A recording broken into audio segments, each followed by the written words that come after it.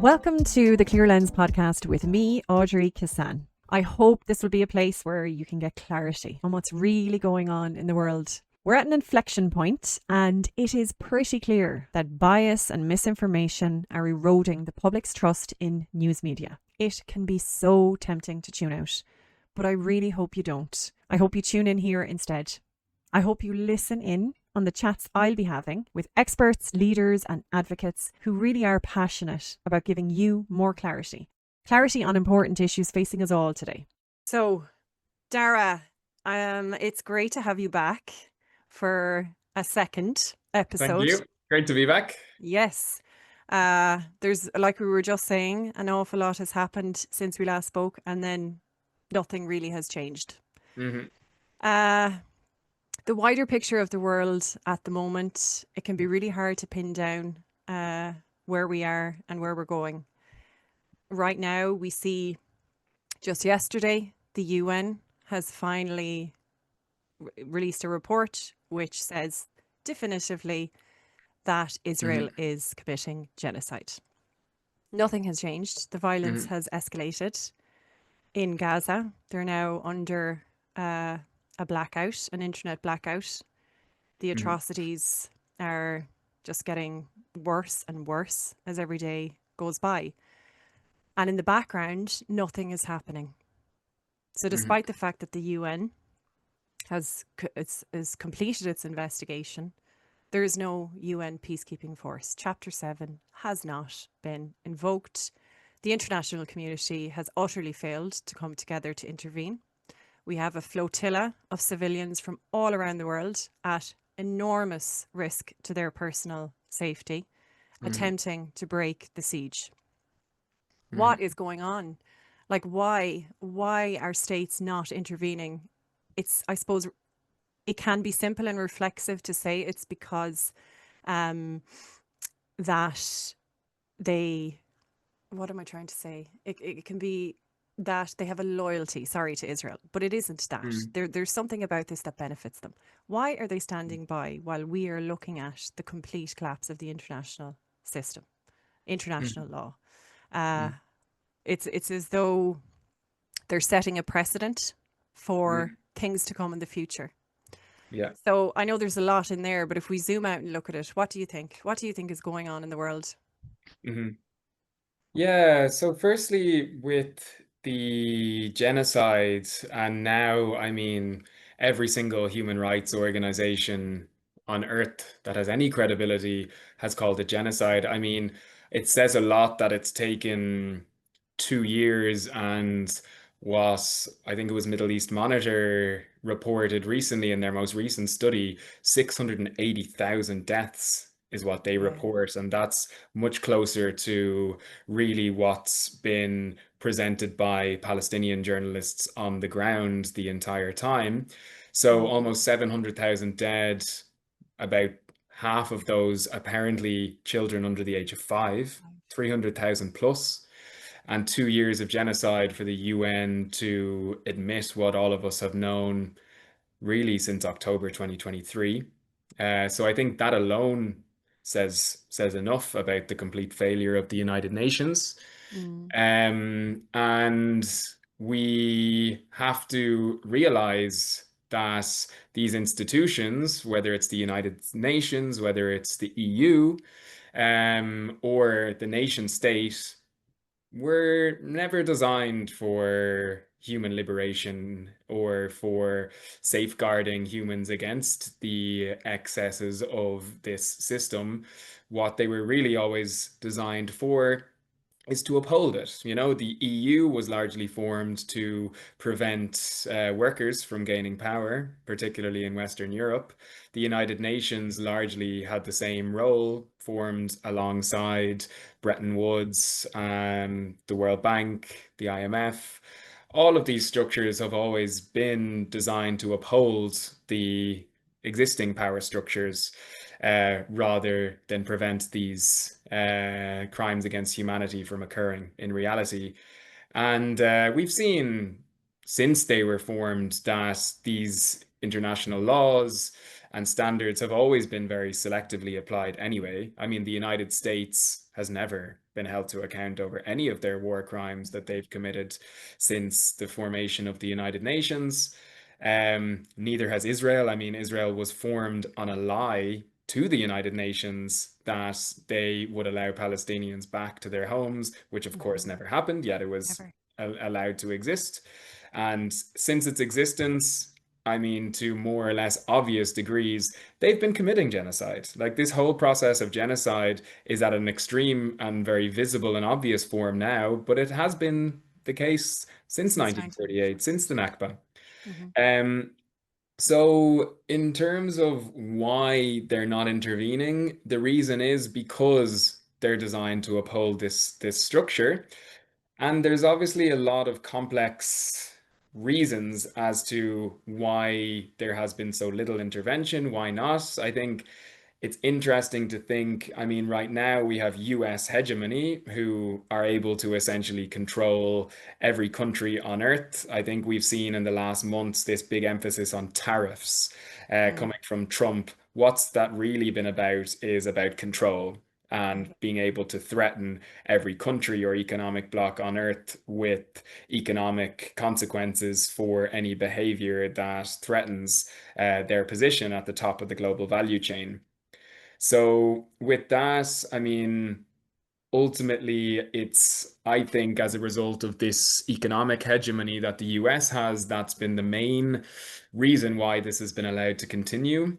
And I was thinking about it. Why was it that in 1956 the US stepped in against Israel when there was the Suez Canal crisis, for example? Mm. When that was Israel, the British, and the French against the Egyptians who were trying to nationalize their own resources. Why was it in 1982 when Israel were committing actually what was officially called a genocide in Lebanon at that time? Why was it that Ronald Reagan stepped in and did what Joe Biden couldn't? Yes. Despite Ronald Reagan very reasonably understood to be just one of the most evil men in history, I think Joe Biden deserves his place right beside He's him. up there. Yeah, he's a But, contender. Hmm. but why was it that Reagan was able to step in and Biden and Trump didn't? Because in 1982, Israel still had the same strategic importance to the United States as they do now, if not even more so. Because really, what was the point of Israel in many ways for the last few decades is that, firstly, they were able to disrupt Arab unity, so pan-Arab unity, which was very socialist in character, and they were threatening to take control over their own resources, particularly oil, and Hmm. over their own trade routes. Because these two things, I mean, they're at the center of the entire world economy and therefore they need to be able to preserve this disruption, this disunity, and to keep their puppets at the top of these regimes. Um, so there's many reasons I think why the US isn't stepping in now. Partially because of all of the other trends that we are experiencing at the same time, Yeah. partially because they're expecting so many other major disruptions in terms of climate change, in terms of AI, in terms of refugees, in terms of scarcity where it's very obvious that the ruling elite are expecting major conflict between each other, yes, but Hmm. also, and I think most importantly, against civilians will be the main Yes. um, victims of this violence. And then lastly is that it seems that there's just a sophisticated blackmail operation that's happening through the Epstein Hmm. files at the same Yep. time, which has also given Israel the ability to dictate US policy in a way that's less productive to US interests as a whole than maybe previously it had been historically. Yes. And it has that power. So I suppose there's two key reasons at play. One is that in terms of Israel's influence over the US and the surveillance Mhm. blackmail via the Epstein situation. And the second, like I think really important there is the future and the Yeah. future of what will be mass violence against civilians by the powerful Yeah. because of the desperation civilians will inevitably be driven to because of a serious decline in material conditions. Why will there be a serious decline in material conditions? Because, like you said, AI could replace up to 80% of people's jobs. You're going to see Yeah. the rollout in automation and mass replacement of workers by technology. Um, that is not going to go down smoothly.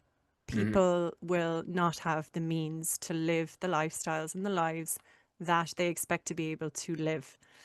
There will be mass immigration because of climate collapse, Hmm. as well as, you know, the rise of AI. At the same time, there will be climate collapse. We can see that Hmm. happening. Um, so there will be upheaval. There will be great upheaval. We don't Hmm. really have an accurate timeline, but it feels inevitable given the Hmm. current responses of governments around the world to serious issues like a live streamed genocide that people can witness on their phones every single day Yeah. and climate collapse. They have decided to conceal themselves in this elite circle of power and to, at the same time, strip away the rights of civilians, whether it be workers' rights. We've seen trade unions like absolutely decimated over the decades. Yeah.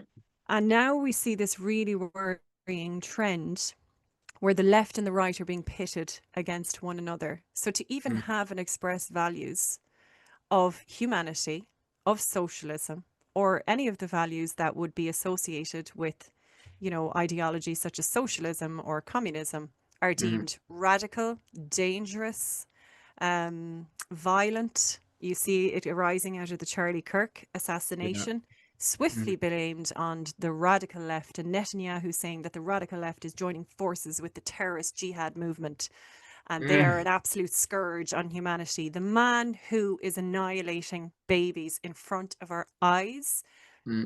is spinning this narrative that is like we can dismiss that as ridiculous, but it filters down, so it isn't to be dismissed with an eye roll because this is how it filters around. Yeah. Netanyahu says this, then Trump implements a law like or designates Antifa a terrorist organization. The Hmm. UK designates Pal Action a terrorist organization. Yeah. Um, at home here in Ireland, we can see the beginnings of the narrative getting sowed in the mainstream. Like there was an attack on the Iona Institute the other day, which is a far right think tank. They would be anti abortion, they would have really conservative values, and apparently a suspicious package was sent there containing anthrax. And the line will be spun that that again is the radical left who are the real threat to society and not the people actually wiping out human beings. Hmm. So when we hear Netanyahu and Trump and think that they're lunatics, it filters down Of and course. it happens insidiously and there's this creep, and before long there's this, you know, mass chilling effect where to even, you know, to proudly express your values and to condemn the violence of the government will be squashed and people will be intimidated. Yeah. um, why is this happening? Why are they weakening the people in Hmm. society who are fighting the most for the most fundamental human rights?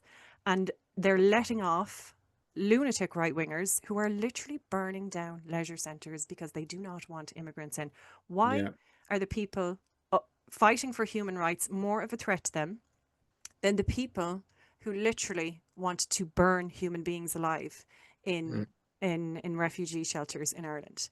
Why is it looking, when we look at their actions, they're very good to condemn the right wingers. Don't get me wrong, they're very good to say they shouldn't be doing that. They shouldn't be going down there trying to burn the place down. And they Uh, can wag their fingers fine. But when it comes to actually dishing out proper punishment, they seem to only be able to do it for the likes of Pal Action, designate them a terrorist organisation hmm. for for putting paints on a plane versus trying to kill, mass slaughter people by burning them. So how is this all, how can we bring all of this together? The clear Hmm. treatment, favourable treatment of right wing violence versus left wing activism. which is, Yeah. fundamentally pro life and humanity. Yeah. So what can we glean from that, and what can we glean from this emerging, fast emerging and burgeoning right left division? Yeah. Although I'm sure the Iona Institute, if they're listening, will be confused by you saying that the left are pro-life. Oh, sorry. No, But I it's meant it as true. pro being alive and pro Oh, of course. humanity. But it's true. I mean, like, if we're to use that term properly, the If you use it prioritization, properly. the Yeah. well-being of life, is how I even describe to my students what sustainability is, you know? Yeah. And with that, I mean, as you mentioned, what is coming in the pipeline is a big reduction in overall living standards on a global scale. And this has Hmm. actually been happening already since 2016. If you look at the Human Development Index, on a whole, this has been reducing. And it's even interesting thinking back to 2016 and kind of what's been more or less happening since then. If you understand it as part of this process of worsening living conditions and all of the chaos that that's brought with it, and all of the kind of maddening decisions being made on the political level, it starts to make a bit more sense because when you look at fascism, so firstly, what is capitalism and what distinguishes it from other systems? The main thing with capitalism is that it prioritizes endless accumulation. This is the purpose of the system through the profit motive, which is based on market competition between capitalists. That being, you have a division of labor between people who own the means of production and the people who work the means of production. So that's like the basics of capitalism. Um, so when you have competition, what do you have are firms trying to grow as big as they can to essentially achieve economies of scale, that being mass production, meaning they reduce their cost per unit to an extent where they outcompete their rivals. So this is why all over the world you essentially see the exact same multinational corporations that have won the competition. You know, people forget this about competition, market competition. What happens at the end of competition? Somebody wins and everyone else Hmm. loses, you know? Hmm. And this is then when you get monopoly capitalism, which is essentially imperialism. So when you have conditions that are ripe for endless growth, you have what can be called liberal capitalism. So what happened 100 years or so ago when we had World War One, World War Two? We had some of the contradictions of capitalism coming through, mostly because of competition between the ruling elite. At the same time, particularly after World War One, you had the Russian Revolution, where you had the establishment of the Soviet Union. You had an incredibly strong, or what seemed to be an incredibly strong socialist movement in Germany and in the industrialized nations of Western Europe. Hmm. You had a successful anarchist revolution in Spain at the same time. And what did that mean for the ruling elite? That they had to trade essentially this form of capitalism for fascism. So that means removing any of the inconveniences for endless accumulation. So these inconveniences are first and foremost workers' rights, but Yes. it can also mean anything from maternity leave to women's rights to anti-discrimination policies, or as we have more and more of a globalized economy, international law. Yeah. Yes. So with this, we have an economy that essentially doubles more or less every 20 years. Um, and unless it does this, it collapses. So when you have a an economy and you have this capitalist economy where essentially all of the world's major corporations are owned by shareholders who don't necessarily care about the company itself, but they Hmm. make the decisions for the company. And what do they actually care about is share price growth. What's share price growth built on? essentially profitability and projections around market share and future profitability. In addition to that, you also have competition between companies on the stock market as a whole, in that you need to be growing at least at the market rate if you're to stay attractive as a company for investors. That's Mhm. changed a little bit in the last decade or two because of the influence of like the likes of BlackRock and Vanguard, who sort of just treat the stock market as a whole rather than as like individual components within it. But that's essentially the logic that they have to follow, meaning that without growth, the entire system falls apart. So we're at a point now where since about 1970, we've been consuming beyond what the earth can sustainably support, meaning Yes. we are consuming more than can be regenerated and we're wasting more than can be absorbed. So this is what's led to the big acceleration of the ecological crisis.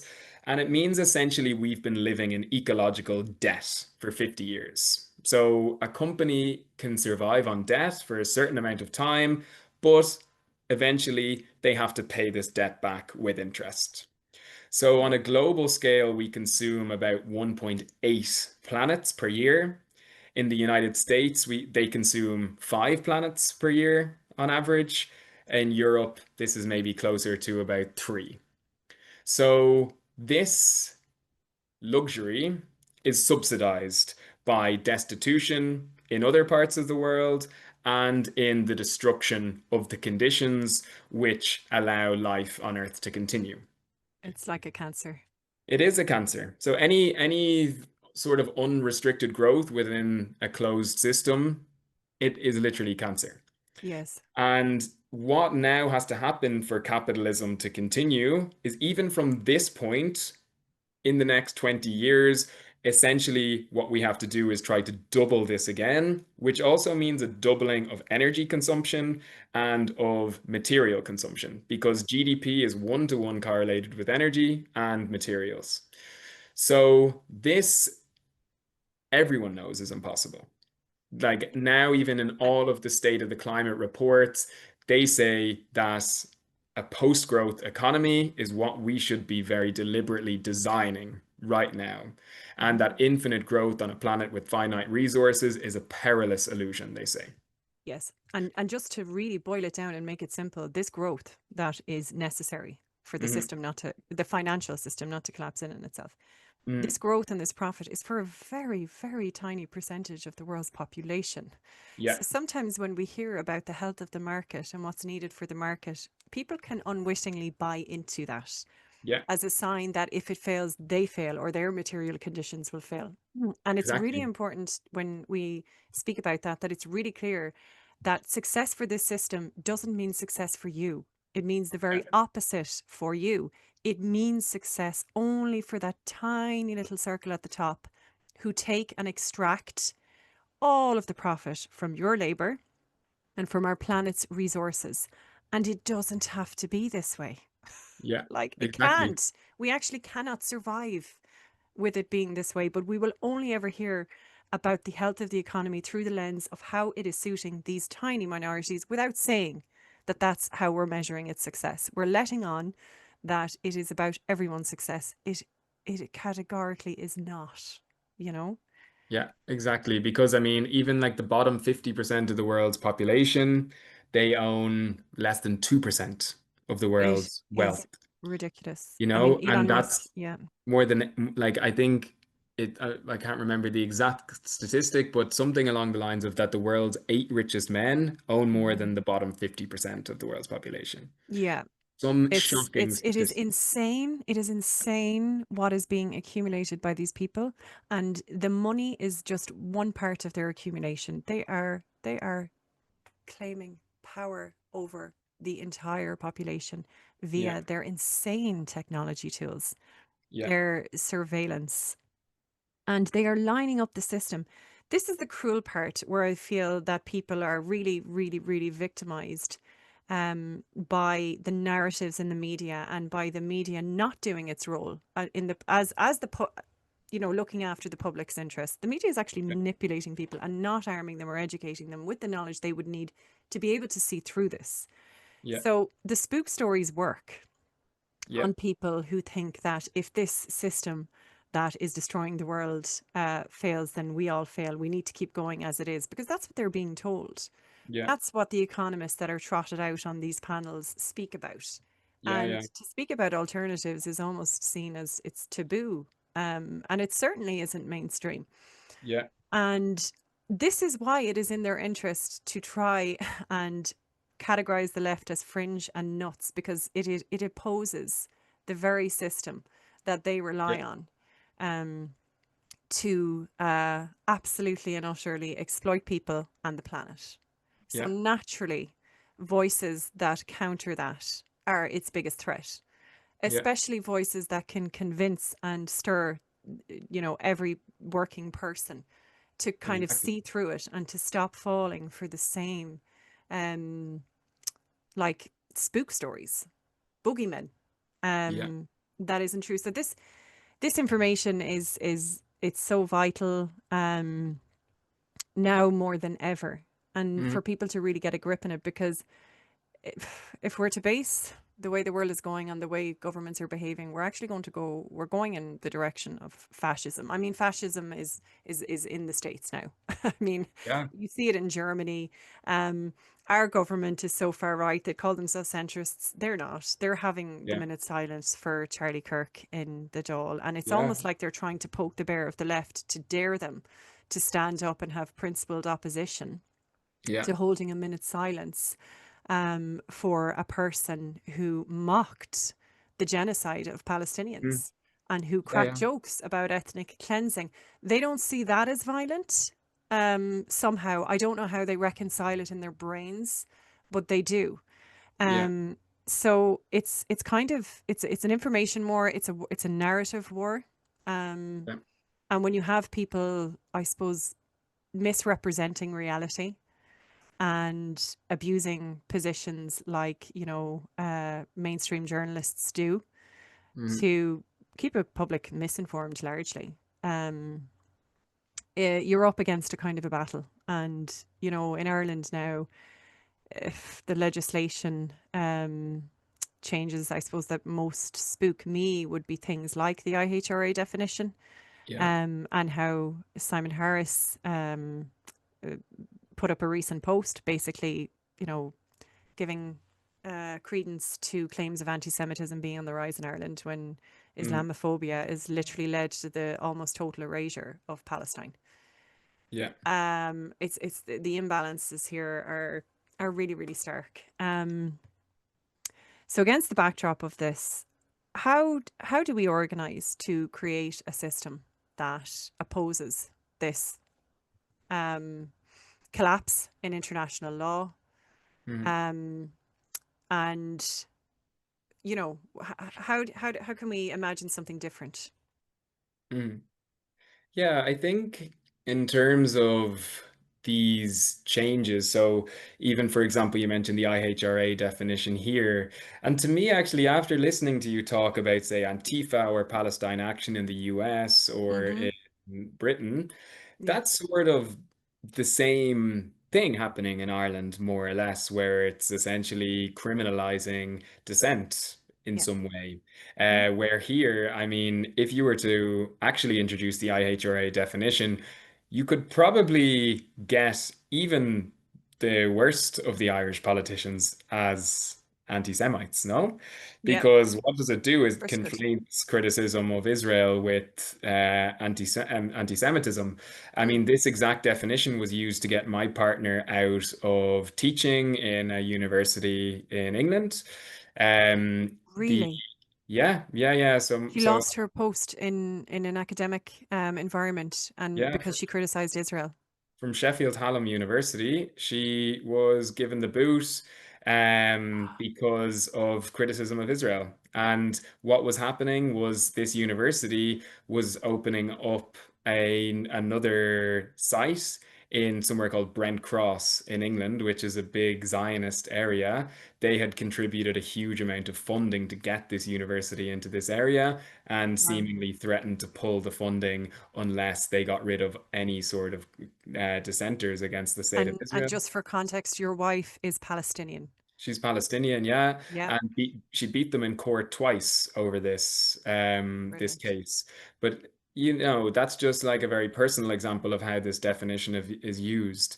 I Yeah. gave a guest lecture to a class of American students in May, three complaints of anti-Semitism when I was talking about environmental sustainability, but just because I was wearing a Free Palestine wristband. Yeah. Yeah. You Um, know what Jerry Seinfeld said? You might as well be the KKK if you say free Palestine. It yeah. is gone to the bizarre, bizarre extremes. We have Rupa Maria Hmm. in Ireland now. She was sacked from the University of, I think, San Francisco Hmm. for the same, for using her free speech to Yeah. condemn Israel, but because they've conflated, it's like they've locked it up. They've locked up the whole narrative so that any opposition is just, or they want it to just be eliminated. They want to just have the law to work in ways that um, make it like that you'll be punished if you even Yeah. try to oppose it. So don't even try. Yeah, exactly. And It's part of that kind of wider strategy then. And as you also mentioned, so like there's a few different things happening at once. One is conflating anti-Zionism with anti-Semitism. mhm. Another is actually seemingly just straight up Islamophobia is Yeah. what they're kind of using as a countermeasure for solidarity is kind of just tricking people into thinking that Palestinians deserve genocide, you know? Yes. Like just because they can make people more Islamophobic or in some cases lie about October 7th. Because of these things, there's a significant amount of people I speak to. So, particularly out protesting, canvassing, we speak to a lot of people with leaflets and things. And it's an underlying assumption to a lot of people that the Palestinians just deserve genocide Yes, purely because of these biases that have been really manufactured. If you look at, particularly in England, I'm always sick when I look at the tabloids in England they're and so bad. They're see the what's worst on in the the cover world. of these. It's not only the tabloids, and you Mhm. see it in mainstream media creeping in other maybe less obvious ways, even including in Ireland. But Yeah. you just see these associations being built over time between Islam and terrorism or Mhm. between Islam and uh, even women's rights, gay rights, all of these things that they just Mhm. try to introduce over time. So these are very sneaky ways to try and discourage any solidarity with the Palestinians. And it's very deliberately created with huge amounts of money from Israel in particular. Yeah.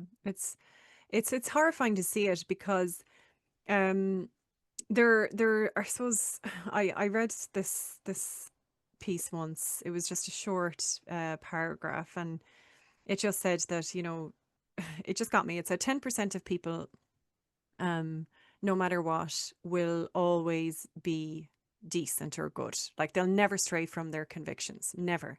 And then 10% of people will always be bad and the worst, no matter what. And then you've got 80% of people in the middle.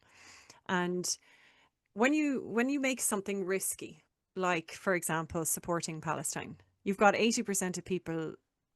I'm just using this as an example. It's not a Mhm. data point, and everyone can kind of look around themselves and the world they live in and judge it for Mhm. themselves what those percentages look like in their Yeah, lives. But you have a whole mass of people who are just going to be, uh, I don't know, led by the stronger argument from whichever yeah, polar end of that it can seem. yeah, Um, and the more they win in terms of putting people off, and the more people with conviction, with belief, I suppose, give in or mhm. melt away from it, the more we're in trouble. We're Yeah, in a lot of trouble. And what we need to do is, I suppose, conversely, like or whatever, the more risk there is to speak, the more important it is. exactly. It is precisely the time that it is so important. The very Yeah, fact that there is a risk should kind of alarm all of us, you know? exactly. And it proves something, like Yeah. if it's a risk to you, they've made it that way because they understand you to be a threat. Yes. At the same time, we also have to remember the different levels of risk, in that, like, there's journalists in Gaza who risk their life every second of every day to show us the truth. Yeah. And it's our responsibility to use the truth that they have given us to make other people understand the truth, and then Yes. to make sure that we're using this truth to act and act accordingly and to live Hmm. up to our responsibility to prevent genocide. Yes. And yes, there's risk, but when it comes to these struggles, like there's this sort of high intensity struggle that the Palestinians are going through. And Hmm. then there's us with actually a very low intensity struggle that even Yeah. if all of our fears come true about whatever risk we assume we're taking, Hmm. at the end of the day, nothing Will ever compare. nothing could Hmm. ever compare. No, Yeah. it's like what Francesca Albanese said, give up just a little bit of your privilege so that Hmm. an entire people doesn't have to lose everything, Yeah. and you really just have to get the perspective on it. Um, so, like looking at all those macro trends and bringing it home to Ireland specifically, Hmm. and what's Hmm. going on in Ireland and what changes we're seeing, we're going through a time of kind of rapid change at home. Yeah. Ireland is about to get rid of what remains of its neutrality Hmm. by lifting the triple lock. The triple lock, the UN mandate, the requirement for the UN mandate and the triple lock means that troops can't be dispatched um, without essentially the agreement of the UN.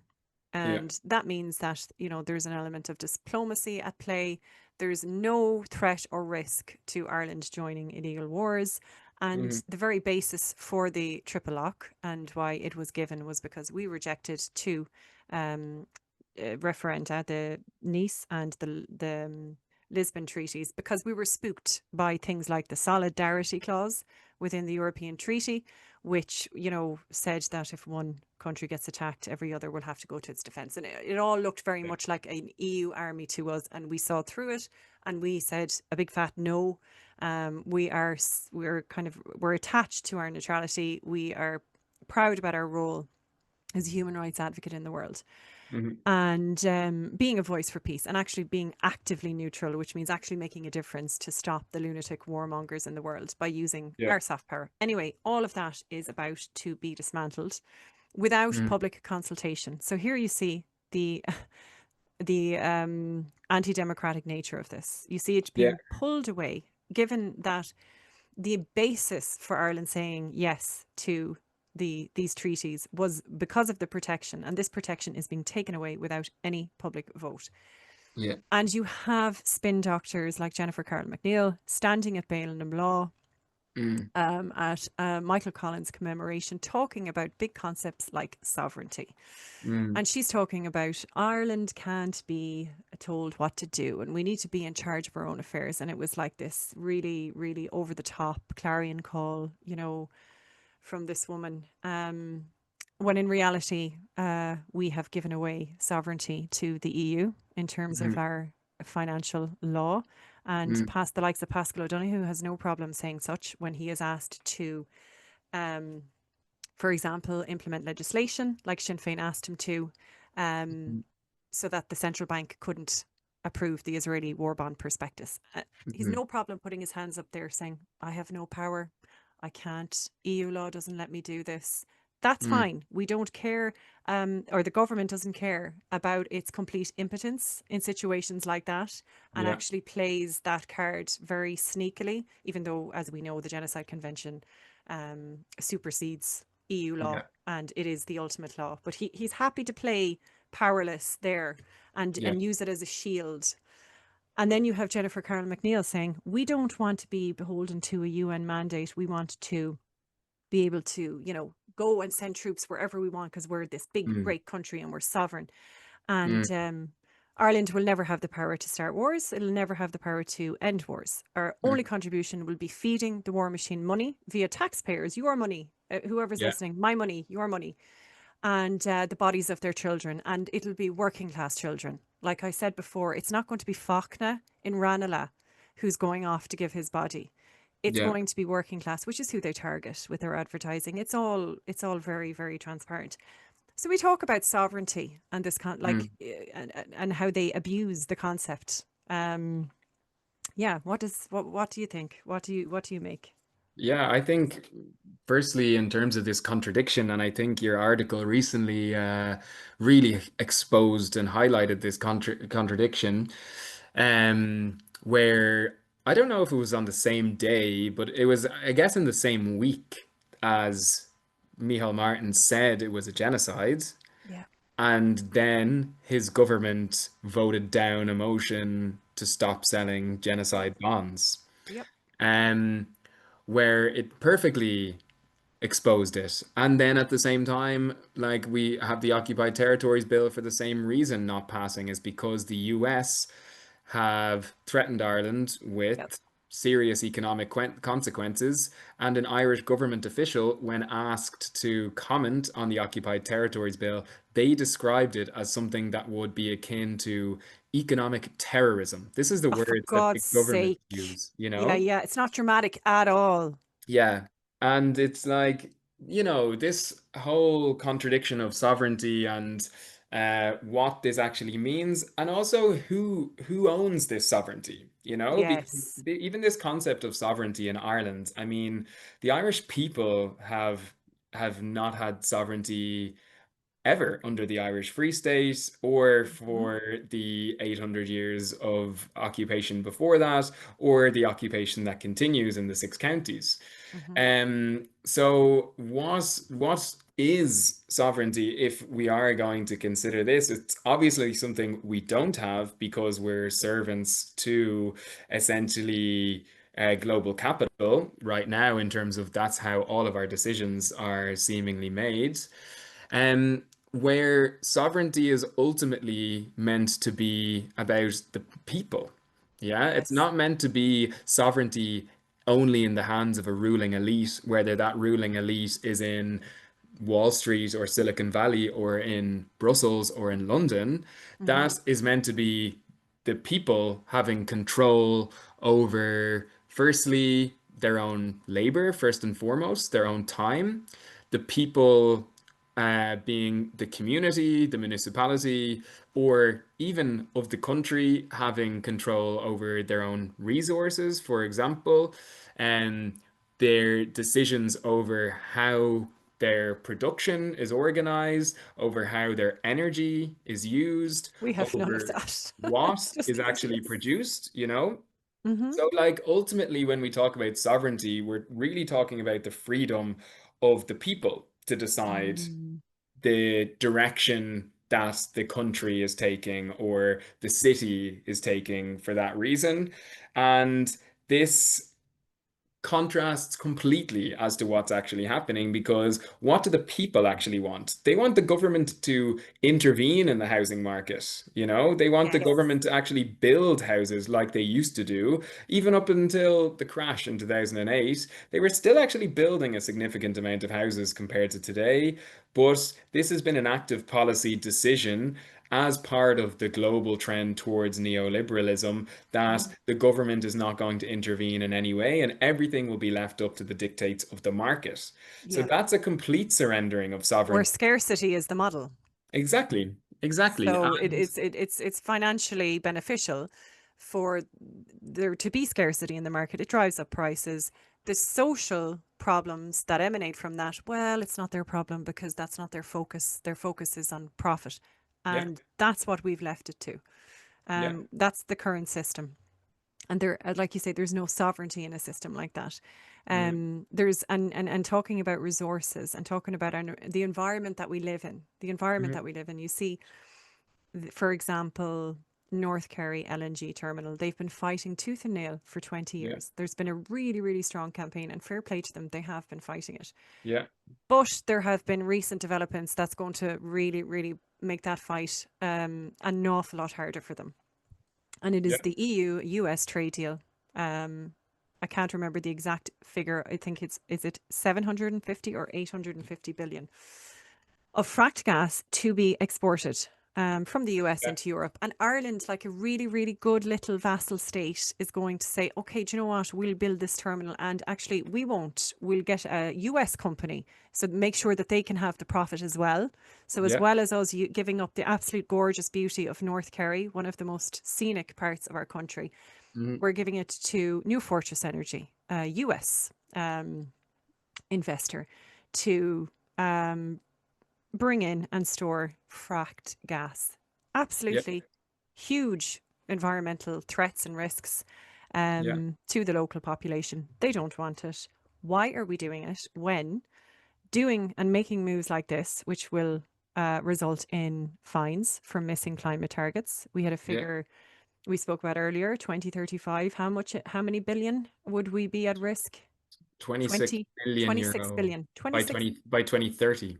by 2030 is Yeah. they're the fines that we're looking at if we don't miss the climate, or if we miss our climate targets, which we Yeah. look pretty certain to do.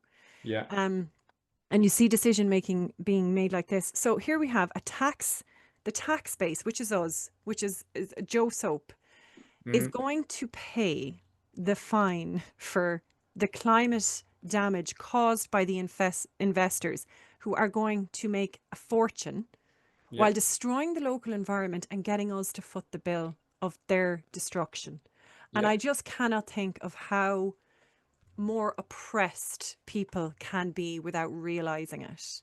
Like, Yeah. how much more oppression and extraction can people actually tolerate?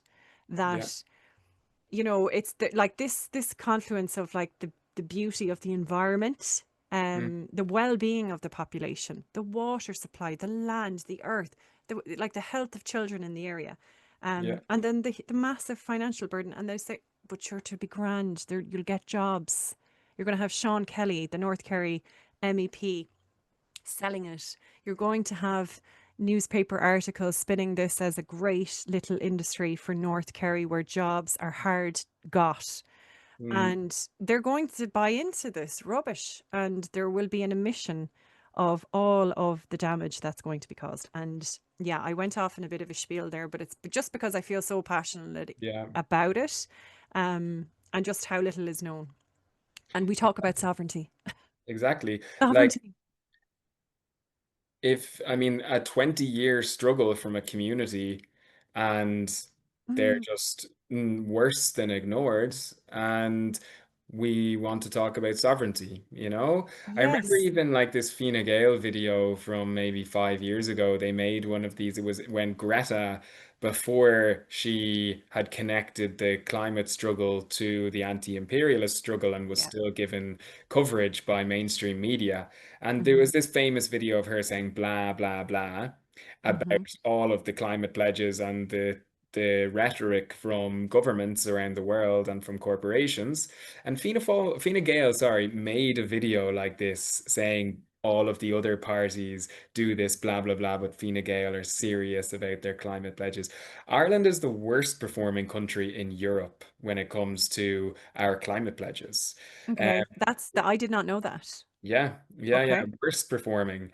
And like again, this is one example, yeah, where you have this frack gas, which actually, when you look at the overall impacts, typically performs worse than fossil fuels in terms of emissions, despite it being marketed as a clean fuel. Hmm.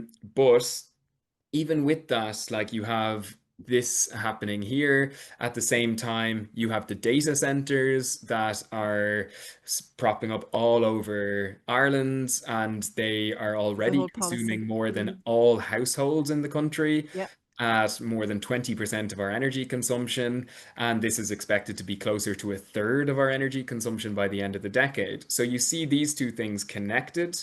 Hmm. Um, and then you talk about the potential fines we could be paying to the EU watchdog by 2030 of 26 billion euro. And this also ties into something we spoke about earlier in why is it that countries are actively working towards making international law obsolete? Yes.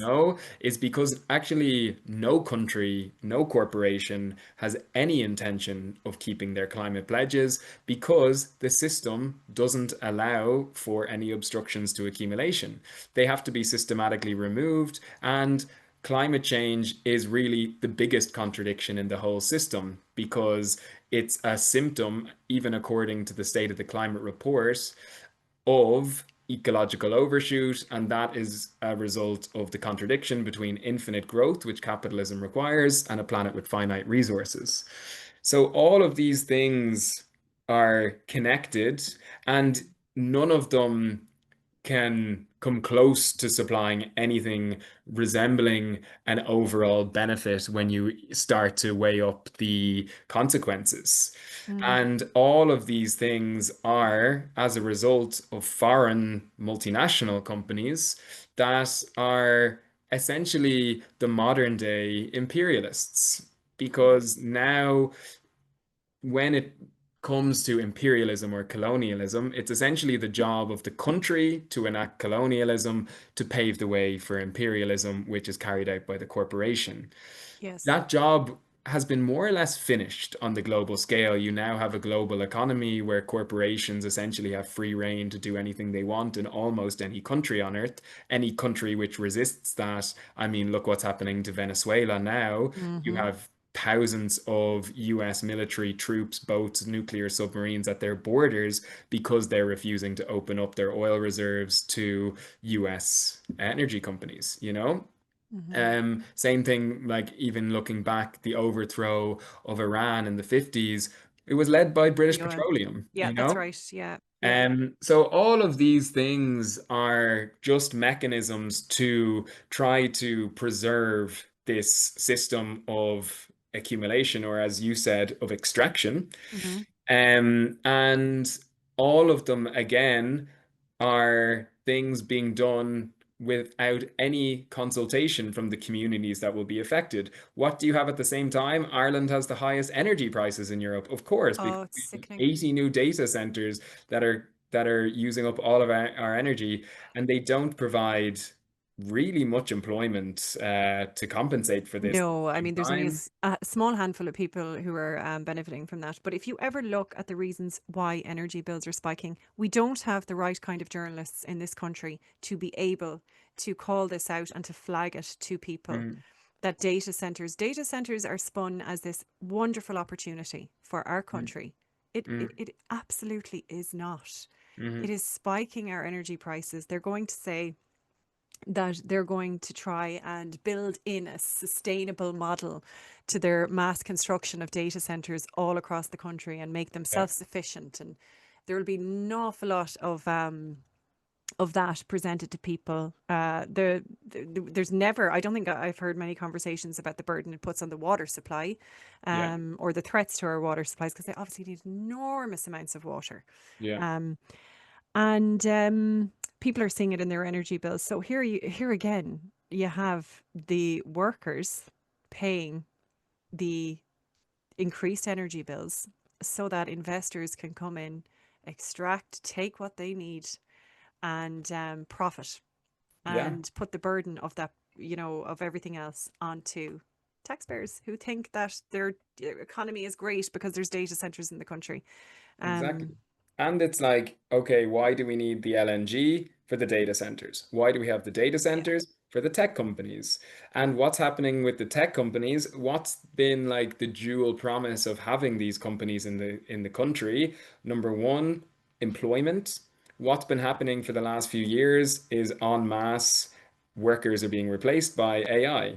You know, And will Bill Gates continue. says in 10 years, 90% of the workforce won't be necessary anymore. I used to work as a contractor for Facebook uh, Mm. through a third party. And what was happening while we were working, essentially, we were just training an AI to replace us. Now the whole program is gone, you We're know? And so it, useful as workers. We can even build the technology that will replace us. I yeah, mean, there's just so many lessons in this for, the mass consciousness to like stir and awaken. Like we yeah, we can be so docile that we actually can we do actively help to replace ourselves and make our yeah, own living conditions worse. And we yeah. Um I just wanted to say, in terms of the reasons that the government are going to give for the need for things like the loss of our neutrality, that's going to be Mhm. spun, and fear is going to be used as a powerful weapon. We're going to be Yeah. hearing about Russian ships. We're going to be hearing underground cables getting blown to bits. We're Mhm. going to hear all sorts of things, and people Yeah. will literally, they'll be up in arms. They'll Yeah. want and they'll support neutrality. They'll be scaremongered. And LNG, if it does get through, it'll be that we'll need emergency supplies of energy, Yeah. because the world is changing at a rapid pace, and we Yeah. need the protection and the safety of these emergency stores. If we have, an attack on our grid at some point, or, you can just see the Yeah. narrative and the way that it will go, and the way they get people to consent to things that are Yeah. destructive. Um, uh, yeah, I think what I mean to say by all of that is that we need to counter the narrative. I think it has never ever been as important, and to kind of take our education a little bit seriously. And I mean, as we educate ourselves, you're more of an expert in this than I am. I'm learning to share it, and to kind of, encourage people to have these conversations with the people Mhm. around them, Yeah. and normalize being politicized, because it Yeah. can be so taboo. I mean, it can be like, oh, none of that at the dinner table, or don't start, or whatever. And it's like, Yeah. the very belief in that politics being a taboo subject, that is the very thing that disempowers us. Exactly. Living is political. Your Yeah. wage slip is political. Your ESB bill is political. Hmm. All of it is. And we have kind of given up that over the years, and, distracted by mass consumerism, and, you know, um, it isn't serving us. And Hmm. I think that with everything that's coming that we have spoken about, it'll be a really, really severe and rude awakening, if we don't kind of start those conversations now, Yeah. and take seriously what is clearly on the way. Yeah. And the present is teaching us, is telling us what's happening. The non-responses of the so-called, Western high value democratic states. What am I saying? Non-response. The active participation Yeah.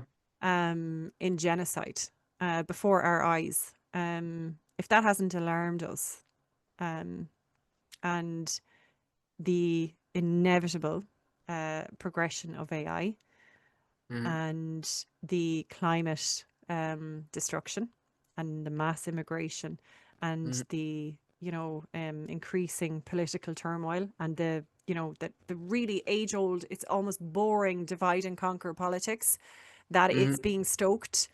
Yeah. We've got to stop kind of attacking each other, and swiping, hitting down and swiping left and right. It's top bottom. It is Yeah. it is it is really, it's never been more important for people to see that, Yeah. um, and for people to reclaim their sense, um, of, even just, yeah, being politicized, and not having that be taboo.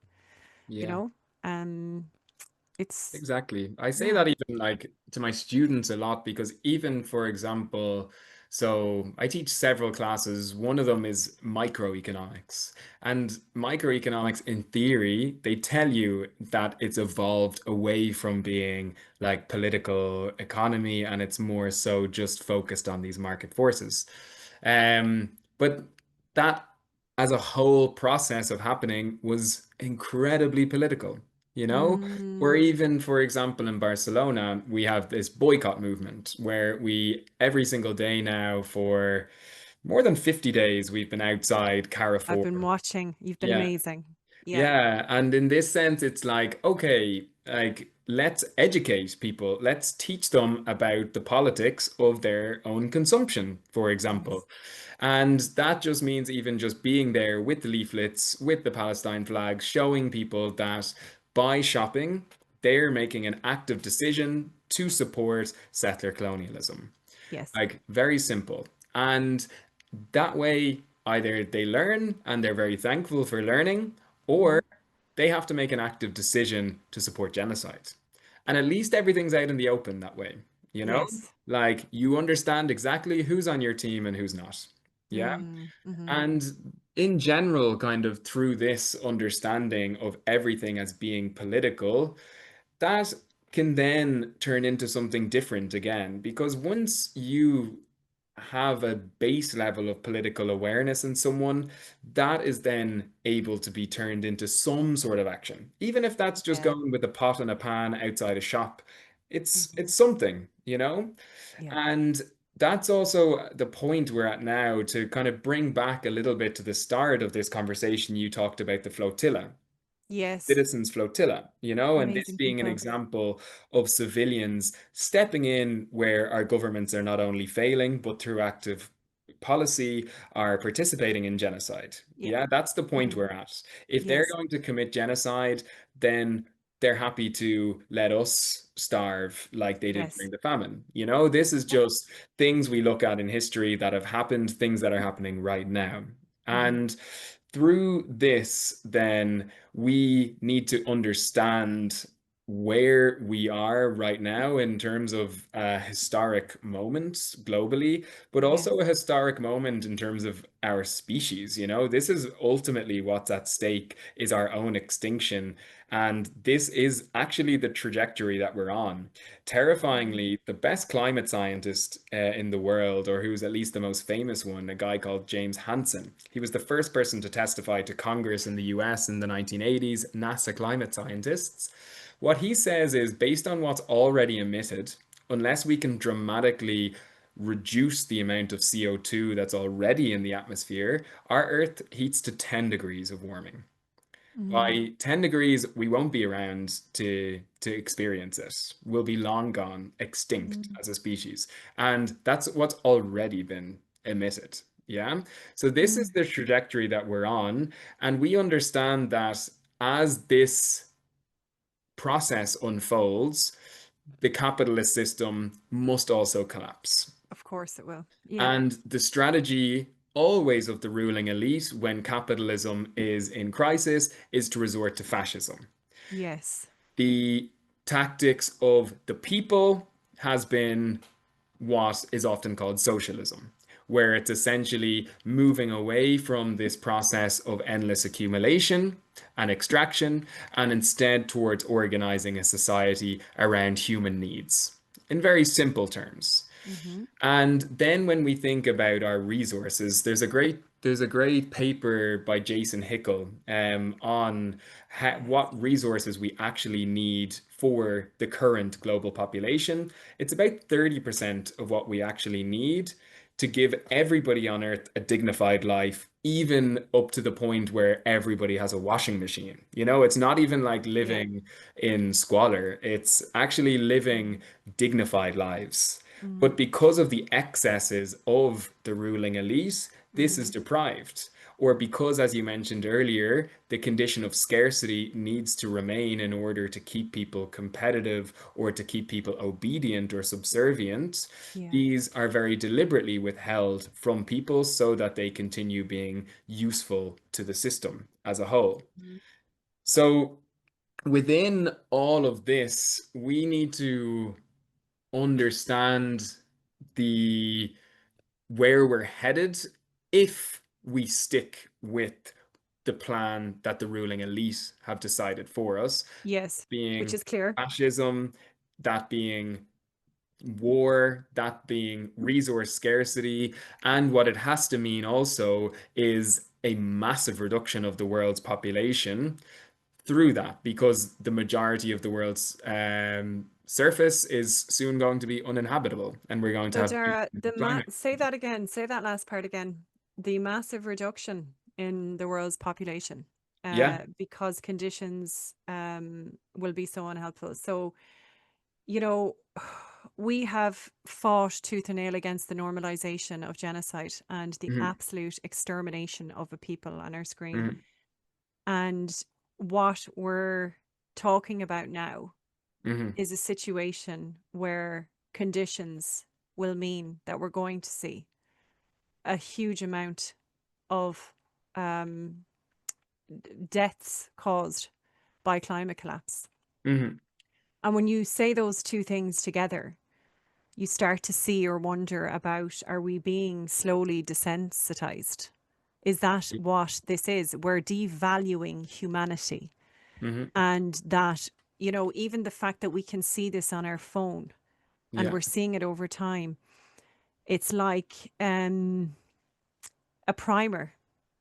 Yeah. And that is a really, really like spooky, like it's worse than that. It's It's bone chilling.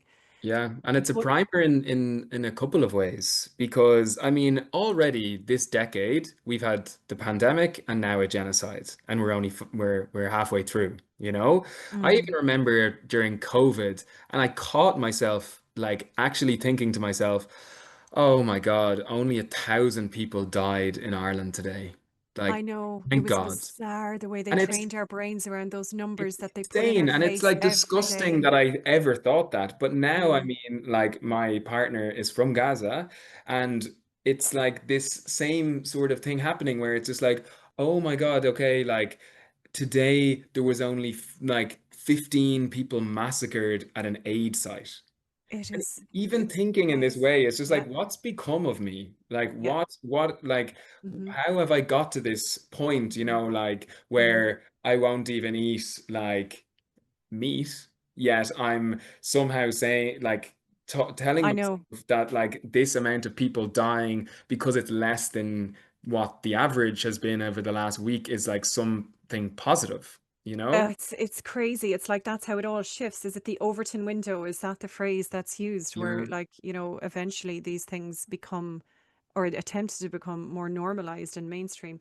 yeah, Um, so we've got to understand this in the yeah, context of the collapse of international law. It will come with um, the the devaluing of life itself, yeah. of human life itself. And all life. And what's happening at the same time, what also needs to be realized about Gaza right now is again, if you look, what's right now happening at the borders of Europe, for example, you have the world's deadliest Yeah. migration route already.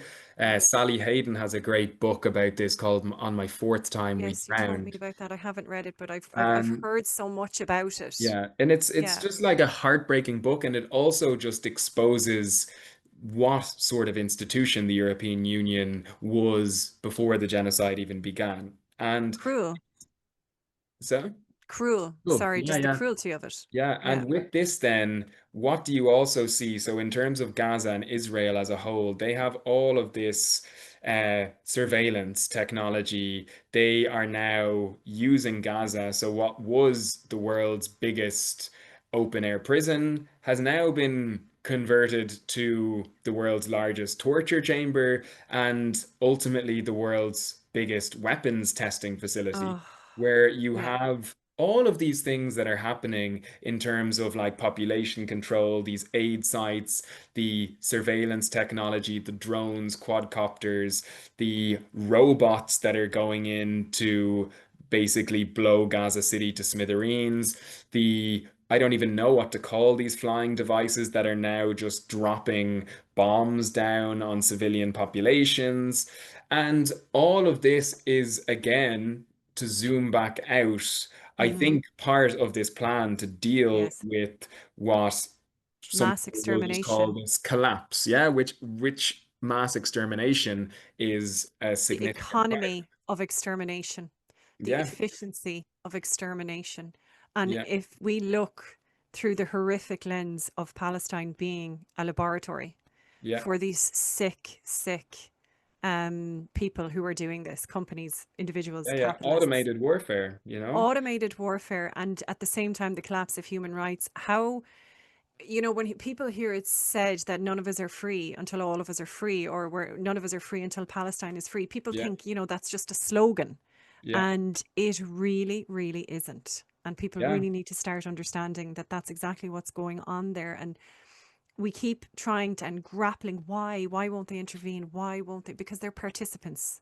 exactly. Because this technology that is being tested in Palestine is profitable for them. It is giving them Yeah, teachings which they're going to take back here. We see the AI surveillance tools used in Palestine, a version coming back through chat control in Europe, where yeah, and this is happening, this is in motion. It sounds like mental Hmm. conspiracy theory, but this is actually voted on in the EU Council on Friday. Chat Yeah. control, where an AI Oh, yeah. surveillance tool will scan your messages on any platform, encrypted, non encrypted, doesn't matter.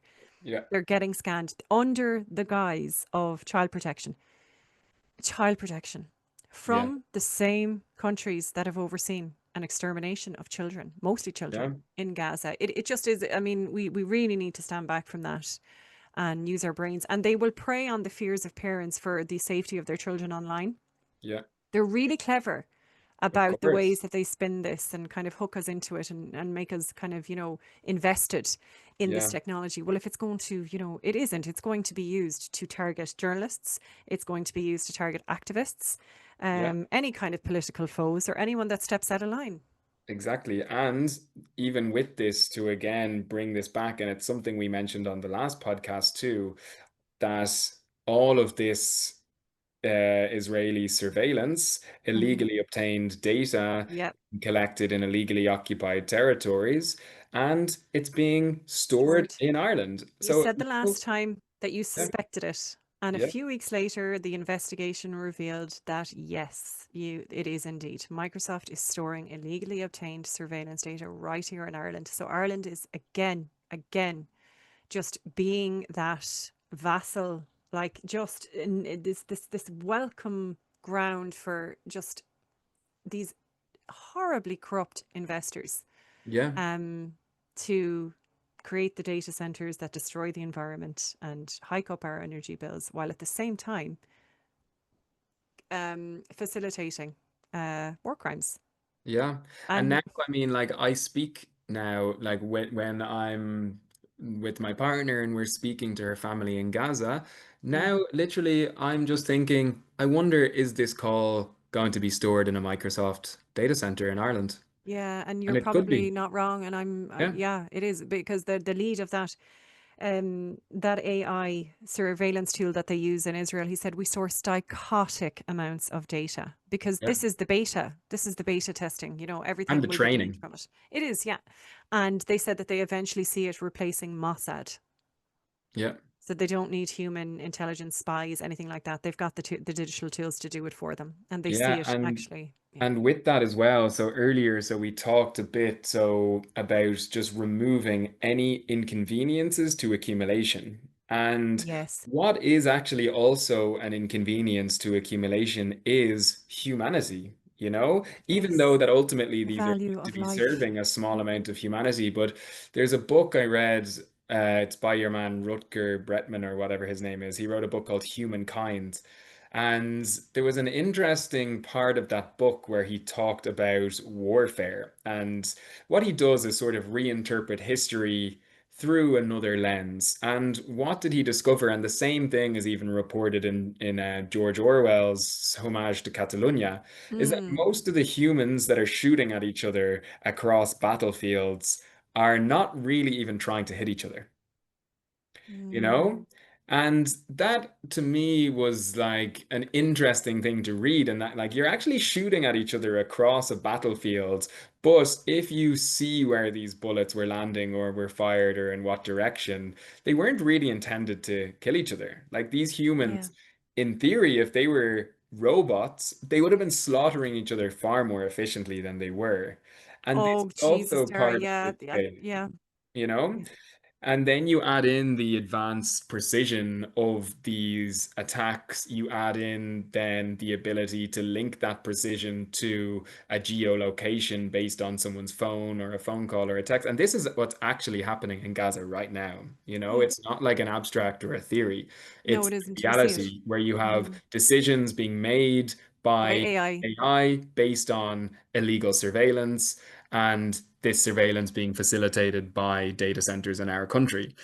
And again, like linking all of this then back. So we talk about, say, climate change and climate refugees, where we know billions of people are going to try and come to Europe from Yes, of course they are areas to that survive. European consumption have rendered uninhabitable. Hmm. And what's the response to that?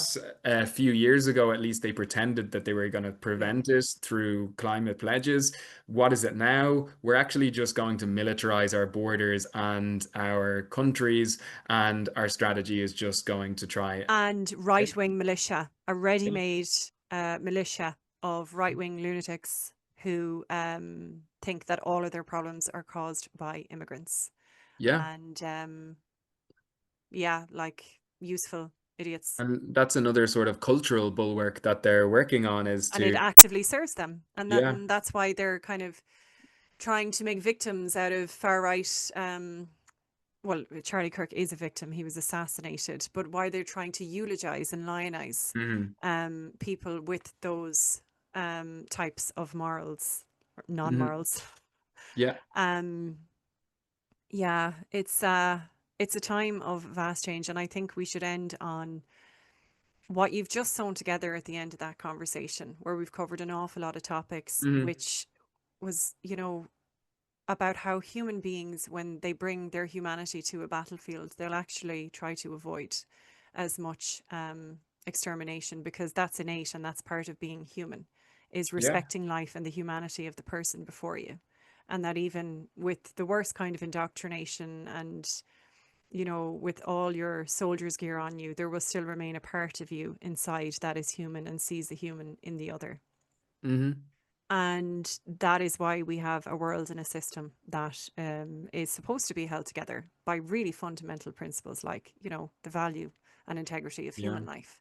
And That, that's what families are based on, you yeah, know? and And it's just that that is what's being exterminated right now. mhm. Um, the very basis of, you know, the value of human life, and the Hmm. replacement of empathy with robots and digital tools Hmm. that won't have that humanity within them and will look at it in terms of pure efficiency.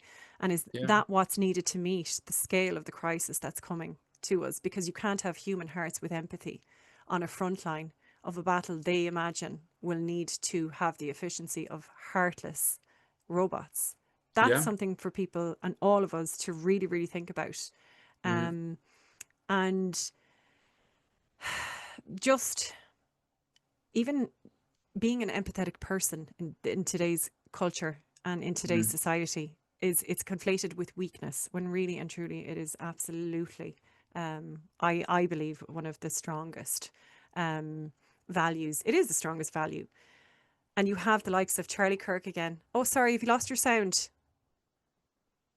The Oh, only there you are, you're back. Ah, I said it's the only thing that's kept us alive as a species for so Yes. long is this because ultimately when we think of humanity, like it's our ability to collaborate which is our strength as a species, and it's that in all species really. There's a great book, it's called Mutual Aid by Peter Kropotkin. It's a very famous Mm-hmm. book written over 100 years ago.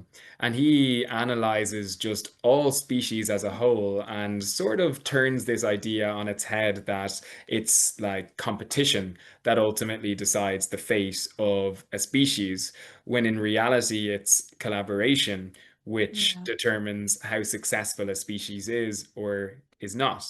And it's Mm-hmm. this competition that's at the heart of the capitalist system that's actually bringing us towards our end as a species. And it's Yes. really collaboration that we have to rediscover if we're going to turn this situation around. Mm-hmm. So when it comes to like all of these things we're talking about, particularly the technologies, what we have to remember is that the technology itself is never neutral. It's essentially the system which will decide how this technology is used. So even with AI, you know, we talk about all of this job displacement, but what we also have to remember is that job displacement in the right system is liberation. You know, if we Yes, and it don't have to can be be. spending our whole lives working in jobs that we hate for salaries that don't even pay enough to have savings after paying our rent and expenses, then we perceive it as negative. And it was the same thing even in the past with industrialization or automation. These were things that under a different system could have been emancipatory. And this is Mm. what, even, for example, Marx expected as part of human progress as a whole, or what many environmentalists assume, even in terms of this idea of post-scarcity, that we've Mm. actually already arrived at. You know, this study that shows even with 30% of what we make every year, we can have dignified lives for all of the people on planet Earth. Yeah. So it also goes to show in that, like, all of these trends are symptoms of a dying system of extraction. And the route that our ruling elites have chosen to go down is the one that preserves their relative privileges rather than the one they The deem welfare to of the be planet beneficial and to liberatory. society as Yeah. a whole, you It's so know? stupid when you really think about it. It's Yeah, so like even for them, it's just yeah, it's suicidal. it is. It's just They really have put the most money into bunkers to survive I doomsday. mean, what good is their bunker? Like it has a jacuzzi, whatever. Like you're in a bunker, dude. It's Yeah, like yeah. get a Because grip. they're in competition, you know, and that's how they perceive themselves is like they would rather have relative privileges on a dying planet than equality on a healthy planet, you know, because It's such it's a disease. It's a cancer of the brain to be Mhm. thinking in terms like this, and it is just anti the collective well-being. And I just want to finish on some. It's actually a Leo Varadkar quote because I see him in the I wasn't spotlight. expecting that, Audrey. I know. Yeah, here we go. It's because he's like everywhere I turn, he's there these days. He's Okay. collaborating with the Irish Independent or the Sunday Times on his. He's Uh, getting an awful lot of spotlight for this book, and I'm wondering okay. what is going on here. I don't Mhm. know. I don't have the answer, but it's all very interesting to watch from afar. And I had an interaction with him online months ago Mm. where it actually went on for hours over and back on his Instagram late on a Mm. Friday night randomly because I intervened in a comment. He was really condescending to someone. So we Mm. went over and back about genocide convention. And he was Mm. saying basically, it was really horrendous. I should send this thread to you another time, Mm. but that genocide can only be determined by a court of law. And I said, actually, genocide must be prevented according to the Genocide Convention. Yeah. And nowhere does it say that economic interests, if they're threatened, then, don't mind the Genocide Yeah. Convention. And he accused me of, first of all, he called me a left wing Trump. And then, because human rights matter more than money. Yeah. And he he basically said that a court of law needs to be the judge. And do I respect the law or do I not respect the law? And so he was Mm. trying to make it out that, obviously I was this lunatic. Yeah. Anyway, it ended with him getting really frustrated and showing himself because he said, since the beginning of time, war has been a battle between two sides and has only ever ended when one side wins. That is how it is with the apex species since the beginning of time. And he said, and anyone who doesn't understand that needs to be so advised. And I thought, there it is. There There you is go. the sickness in one sentence, Yeah. just totally encapsulated. So, in other words, stand back from genocide, let the strongest man win. Yeah. Don't worry about the enormous power imbalance and wait until it's all done and everyone is killed. And then we'll talk about it in a court of law and when it's too late to Yeah. save anyone, because this is how it's done with the apex species. Mm. And then Like the Churchill quote, you know, of the dog in the manger. so this is what we're up against, Yeah. and yeah, they're really clever at not showing teeth like that. Like I got to him, so he showed Mm. his teeth in the Hmm. end, which was really good to see, Yeah. because it lays it bare. He's not going to be saying that on the couch with whoever is interviewing him on a With Sunday Tuberty. morning. Haven't there what? With Tuberty. Yeah, like no, that like that's not coming out in conversations like that. Yeah. And it's not going to come out while he's sitting in his arse down in RTE radio studio, totally comfortable with people who are sycophantically looking Talking at about him. what he has for brunch. Exactly, and Yeah. that's it. Like that, it's not. But that's what's inside. That's the ideology that's driving them. Yeah. And they're absolutely collaborating with this wider uh, system of Yeah, oppression that is building right now. So to yeah. end it, Tara, I want to leave you with the last word. I Given was hoping to everything, give you with the last word, but anyway. no, you should. Well, I'll sign it off, but you have the last. uh, Um, given everything we've talked about, we've projected into the future, and we have looked at Palestine in a zoomed out lens and considered the ways that this is a precursor and a primer of mm, things to come, and how humanity itself is on the line. The world we live in is on the line. Um, what are the best things that people can be doing with their time and their energy right now, um, to turn this around and to mm, kind of unite for humanity, for everyone's humanity everywhere in the world, and to take mm, back some power, because it can feel paralyzing at times when you consider the magnitude, of what we're dealing with, but it is in the collective, it can be broken down. So, what mm, do you think people should be doing with their time and their energy right now? mm. So I think, firstly, figuring out how we can really build out just communities of solidarity and of care based on basic shared values. Yeah. Because at the end of the day, most people actually want the same things because Mm. most people have shared interests, most people have a common culture, Yep. and we also have an innate feeling within us that we want to contribute and to contribute positively to the world. Yeah. Um, so this does require a certain level of effort at the minute. Like my sort of solution in Barcelona, as I mentioned earlier, is just this boycott movement. It's And amazing. it's very simple. Like Hmm. literally, we just started with 6 people more than 50 days ago. And now there's hundreds of us. We go out every single day and have done every single day without fail. We've managed to shut down Carrefours on I don't know how many occasions, and this is a very direct impact on profits that are contributing to genocide. Yes. And just through this, it was a very simple act that we Pick a do. target. Pick a target. Exactly. And that has just Mm. allowed it to grow very organically, just based on a common value of people being against genocide.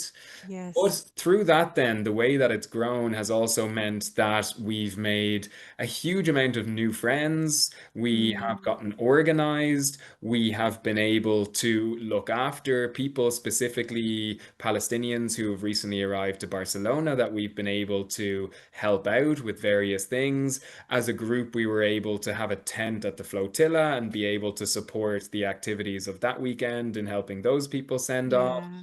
It's We've been able amazing. to shut down the Israeli consulate in Barcelona on an occasion, and on We are kicking ass over right there. now, I Carrefour shutters are down because of us. yeah. On Saturday, there's going to be maybe 8 different groups going out simultaneously to try and shut down stores all over the city.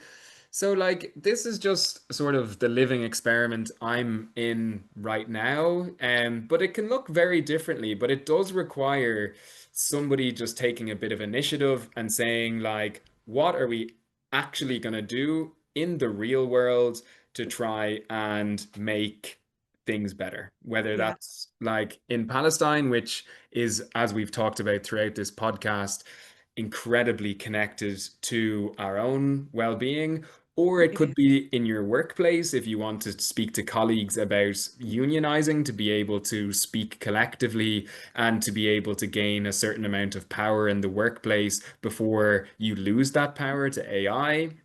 Whether it's Yes. in your community, such as the people of Kerry fighting back against this LNG development. Hmm. And all of these are just examples of building agency, understanding your role in the historical process, and that you have the power to change this scary trajectory that we're now on. So, understanding Mhm. that the future is not predetermined, to understand that you aren't powerless, but your power depends on a collective power and breaking this individualism that's really imposed on us by the structure in which we inhabit.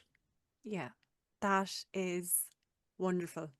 And that is it. And it's and we can take back the power, and it is in the collective.